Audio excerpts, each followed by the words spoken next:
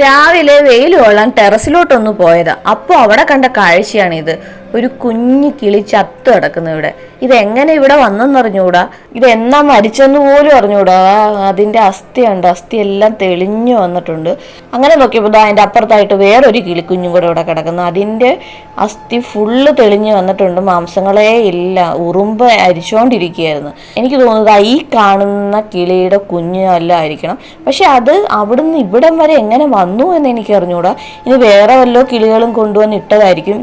അതിൻ്റെ കൂടാണ് ഇതാ ഇവിടെ, ഈ ഒരു ഓട്ടയ്ക്കകത്താണ് അതിൻ്റെ കൂട്. അപ്പം ഒന്നെങ്കിൽ വേറെ ഏതെങ്കിലും കിളികൾ അതിനെ പിടിച്ചവിടെ കൊണ്ടുവന്ന് ഇട്ടതായിരിക്കും. എന്തായാലും രാവിലത്തെ കാഴ്ച വല്ലാത്തൊരു കാഴ്ചയായിപ്പോയി.